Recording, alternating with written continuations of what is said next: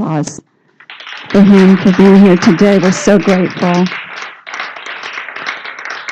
We had a wonderful, wonderful gathering of, I think there were 24 of us all together Friday night, and I'm still feeling the vibrations, the uplift. So thank you so much. And I wanted to start with music. We were singing about the Holy Spirit. I thought I would play on that. During the time of Jesus Christ, the word that they used to chant invoke the Holy Spirit is ruka de kucha. So the Aramaic word. Ruka de kucha. Yes. So very, very powerful mantra. And so we'll chant it together with our intention to invoke her presence.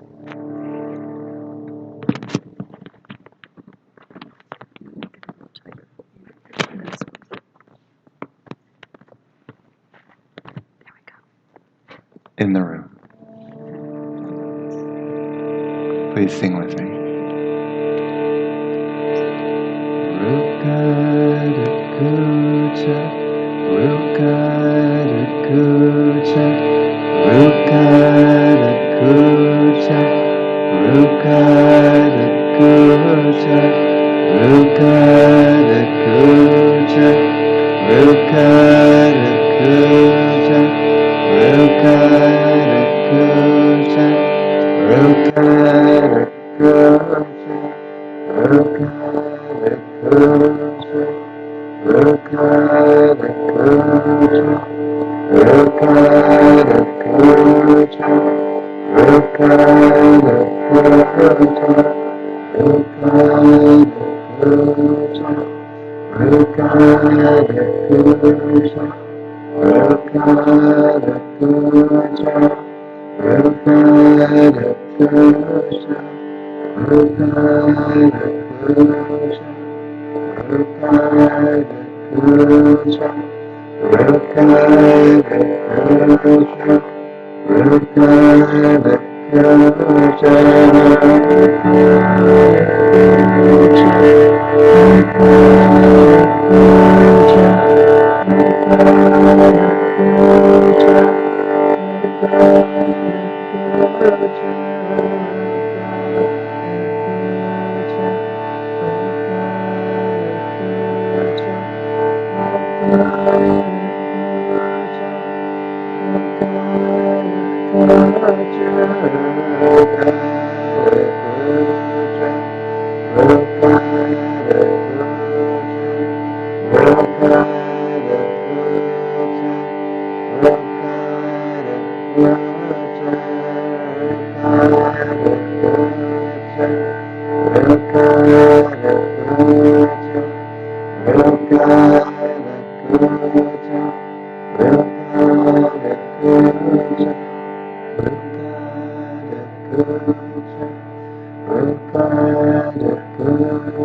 kucha, ruka de kucha, ruka de kucha, ruka de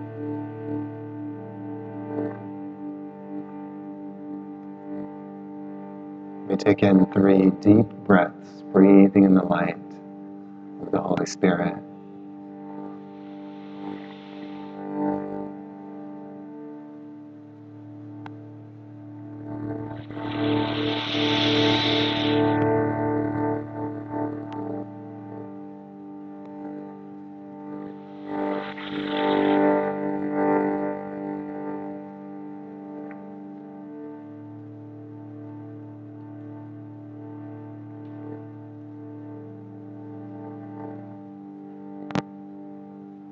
Visualize that white dove hovering in the middle of the room.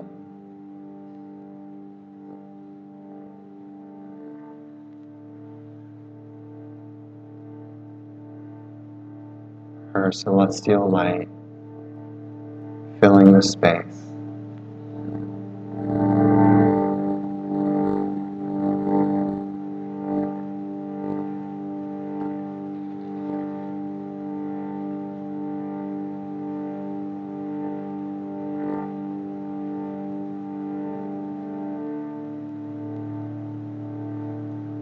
Sanctifying this place with her grace.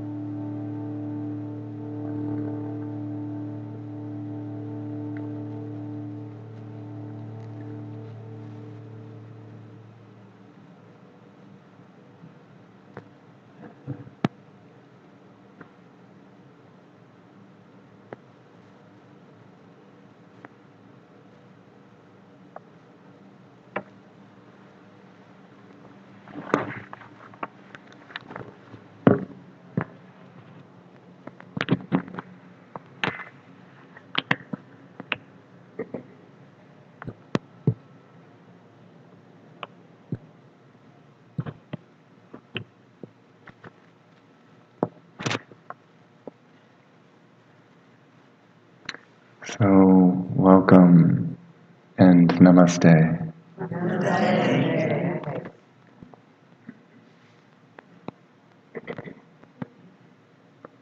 So, my name is Brian, and in India they would call me a wandering sadhu.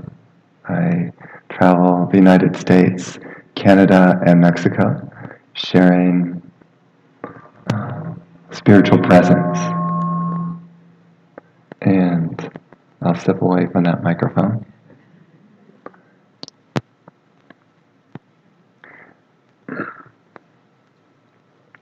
I don't know a lot about spiritual things, but I feel something.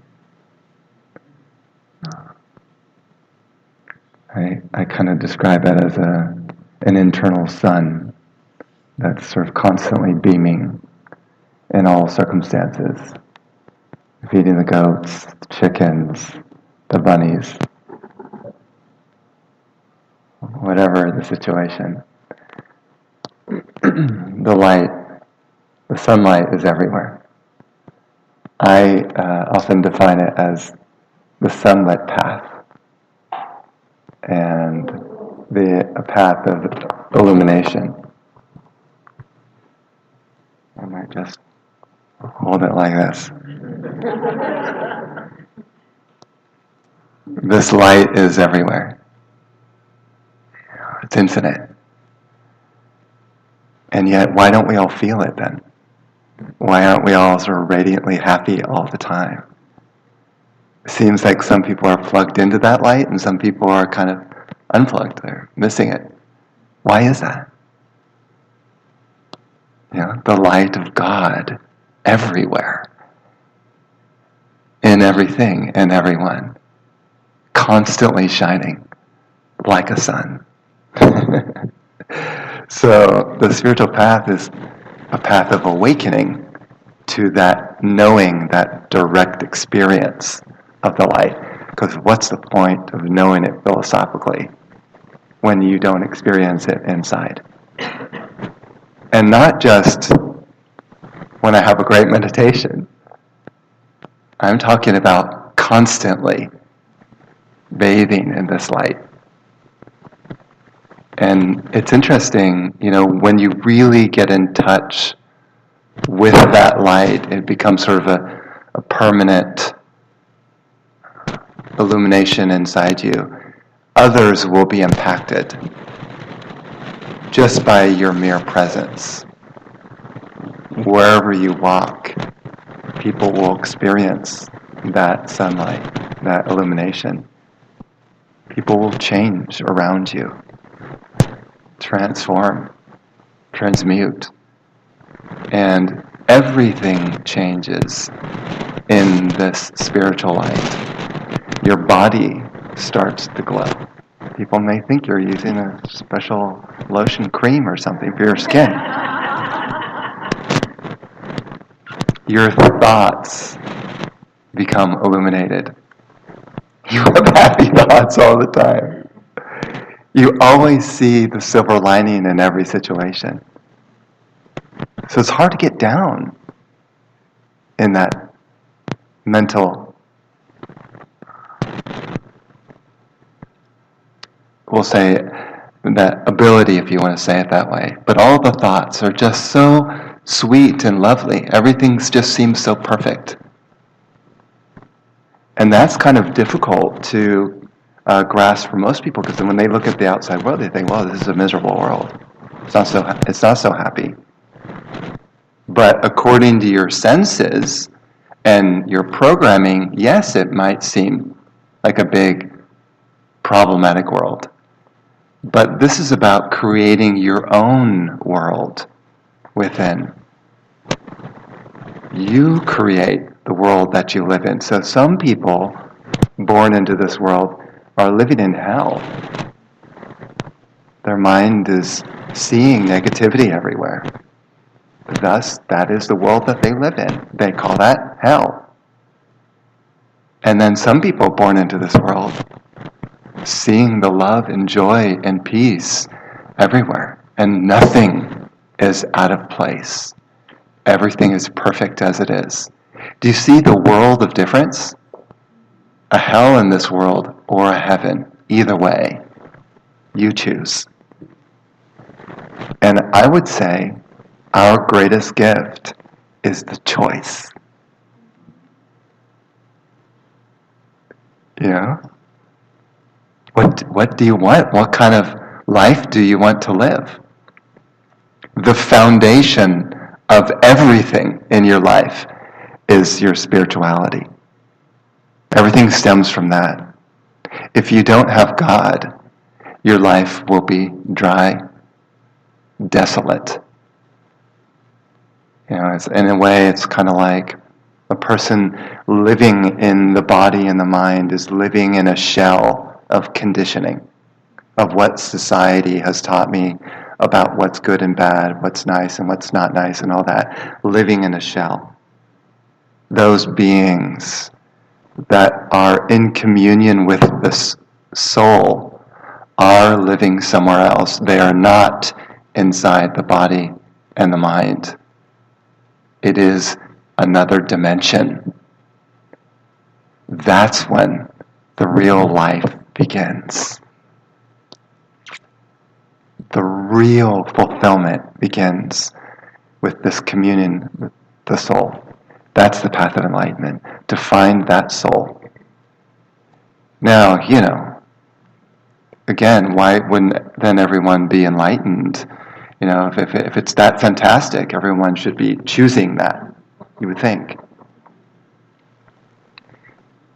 Well, I kind of joke about this, but God doesn't make it that easy to be with God. If everyone was enlightened, the whole creation would be up, it'd be done. You're done. I mean, once you reach communion with the soul, there's really no reason to come back onto Earth or any other planet. You're complete. You're full. You've learned all your lessons. You've gone beyond.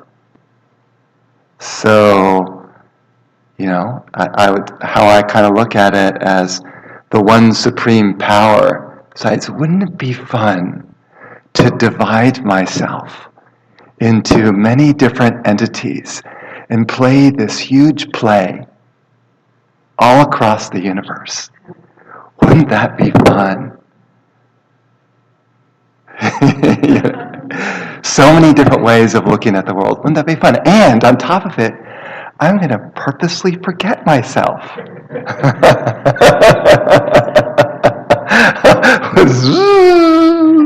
God. Why? Except that, they say that God is sort of infinite possibilities. Let me experience myself in infinite different ways. What a delight.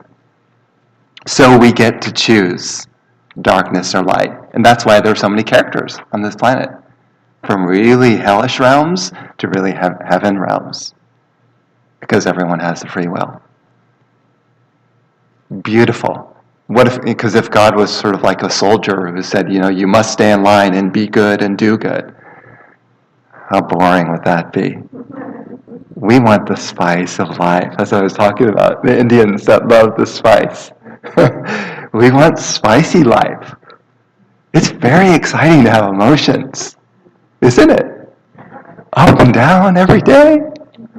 Wow. So you can enlighten your body, literally. Did you know that? You can enlighten your body. That's a path to enlightenment. In order to follow that path, you should probably find a teacher who has done it already. In other words, like my feeling is, if you want to reach a certain kind of enlightenment, seek a teacher that has followed that path and follow their guidance, because they'll help you. If you're following a doctor who's like high cholesterol, overweight, and grumpy, I don't know if that should be your guru, or to help you to get to the path of enlightenment through your body. You want to find someone who has already illuminated every single cell of their body, illumined body.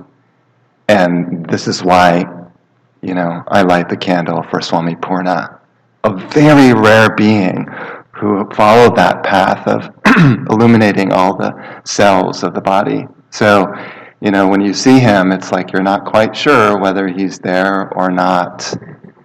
And I had the opportunity to clean his house. That was his old house, which was in Ojai, California. And I found a white hair of his, and I held it, and it tingled. It was so full of what you would call Shakti, energy. I thought this in itself is a relic that is beyond imagination, a hair that's made of pure light, not a normal human hair. That may seem like a small thing, but I don't come across that, So that's the path of illumination, enlightenment through the body. How do you divinize the body itself? Then you can choose when to discard the body. You're not subject to whenever the universe wants to send you off to the next realm. You can choose. And so such a being chooses. No one knows how old he is. He's an ancient being. So that's fascinating in itself, and immortal. Some people have read the autobiography of a yogi, which I mentioned before. A similar being would be Babaji. I don't know if anyone's heard of Babaji. Babaji was the main guru in the self-realization fellowship, who passed on the teachings ultimately to Yogananda. But also a similar being, still living today, still appearing in his light body to people whenever needed. People still see him today, and it's been like thousands of years that he's been appearing to people, something like 5,000 at least. Then there's the path of enlightenment through the mind. How do you illuminate your mind? Well, that's really simple. Maybe first get like a psychologist or something to help you work out some mental issues. But the way I started, as I consider a sort of foundation of my spiritual path, is I took a class. I won't tell you the name of the class, but probably a number of people have taken it. It was a 3.5 day course, and the whole purpose of the course was to go talk to your friends and relatives and work out your issues with them. Tell them your responsibility in the issues in the relationship. I did this, and I said this, and I'm so sorry. And I want to create a new possibility of love and joy in this relationship. Healed so many of my relationships through that course. Took it very seriously and had some somewhat scary conversations with people I hadn't talked to in a long time. Right? Healed so many relationships. That was sort of the foundation of my psychological stability. and where I could really start to illuminate my thoughts, not to just positive or neutral, but then to spiritualize the thoughts. What does spiritualize mean? Meaning you're thinking about God all the time. You're not thinking about wall, person, floor, air, meditation, service. None of that occurs to you. Your thoughts are just God, God, God, God, God, or Holy Spirit, Holy Spirit, Holy Spirit, everywhere. That's divinizing your thoughts. They're not just positive anymore. Your thoughts are completely inspired. Normal human thoughts are kind of like, I learned this from a book, I learned this from a class, I learned this from a philosophy thing. And so people generally spout forth thoughts that they learned from someone else. What if all of your thoughts didn't come from your mind, but came from, I was trying to describe it as the cosmic mind, can't come from somewhere else. That is inspired thought, original thought. What human being is thinking with original thought? Such a being is incredible, genius. You follow your spiritual path, you become a genius. You're tuned to somewhere else, not of this normal mind or society. So then the next part of the sort of path of enlightenment also is the illumination of your emotions. So as you sort of attune to the spiritual energy, the emotions become different.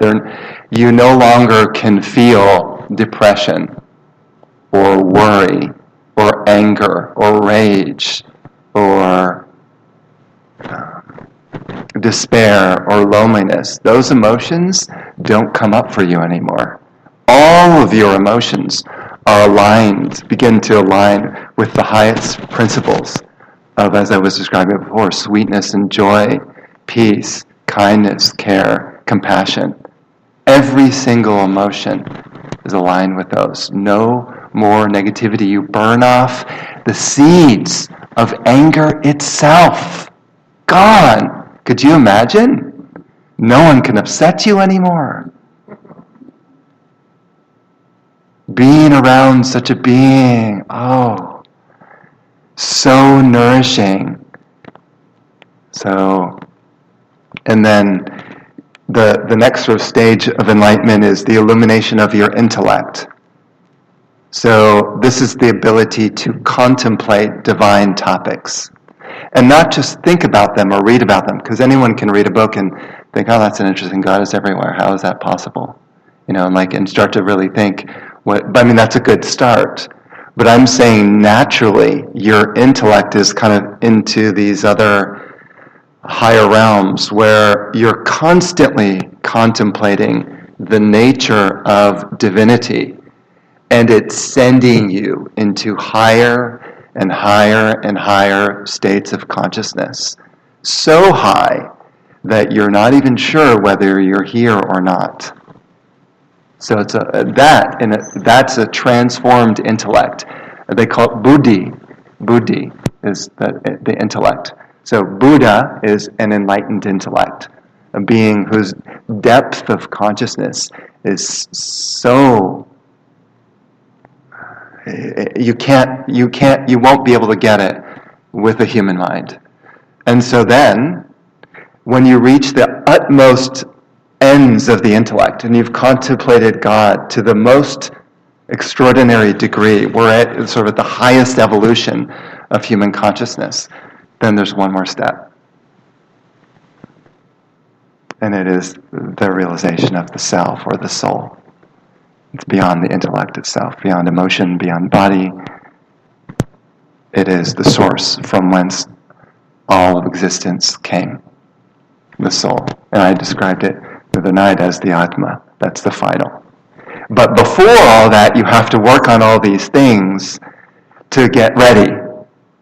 Because it's not your choice for God to come to you and hit you on the head, It's not your choice. You can go, okay, or to lasso God and I got you now. Then now it's God's choice. You can only go so far. And so that's what I was kind of describing the Buddha, how he sat underneath the Bodhi tree. So he was sitting, just waiting. And suddenly, God took him. And he crossed that chasm between the highest evolution of human consciousness into divinity itself. Merging with the Supreme Being beyond, finding the source at last, returning home. Once in a while, such a being incarnates onto earth. They call those beings avatars, beings that are free of karma, free of issues, free of normal human problems. They're living in the soul. So they may appear to have a body, but if you ask them, who are you? They would say, I am everywhere and nowhere. So, the great mystery. And to be in the presence of that type of being, I'm speechless. When I came across Swami Purna, I was brought to my knees, realizing, here is a reflection of my own true self. This is what I've been searching for lifetimes. My soul yearning to go back to the source. Finally. And of course then that's why he asked me to renounce everything in 2012 and start sharing the gatherings with other people. And of course the first people that were interested were centers for spiritual living. Why? Because I said this before, centers for spiritual living are very open-minded to new ideas. It's not so fixed of like, this is how it should be. This is how you should think about spirituality. I want to blow my mind and enter. I want to find the soul. The soul has no structure. So you talk about the center of spiritual living being a general structure. What's beyond the structure of the Center for Spiritual Living? What created the Center for Spiritual Living? From whence does it come? What created the very thoughts that even created the Center for Spiritual Living concept itself? Your Creator. That's what I want. And so, just to share with you, I'm trying to share the transmission to assist people on the path of enlightenment, not necessarily a bunch of more dogmas and things that you should follow in order to find God. I'm talking about the invisible energy that uplifts the room into states of consciousness that maybe a person hasn't experienced before, or maybe just forgot. I like to think of it as like, we just forgot who we are. So now we're trying to wake up. And this transmission is a very strong wake-up call to really question, who am I? Where am I? Where did I come from? How was this soul or this being even created? What is my source? So I probably shouldn't talk too much longer because it might be a little bit overwhelming, even for me, because you really start to go deep and we'll have to carry people out in stretchers.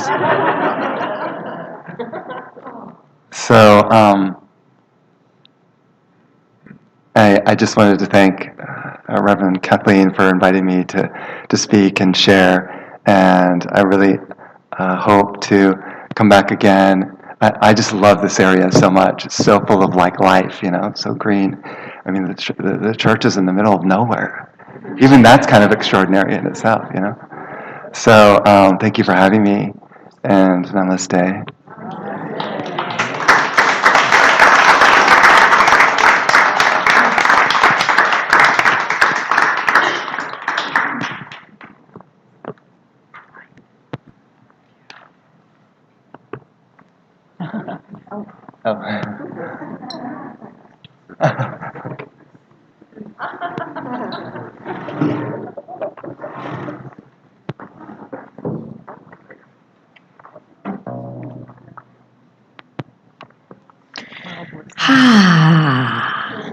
Thank you. I'm feeling so sunny on the inside.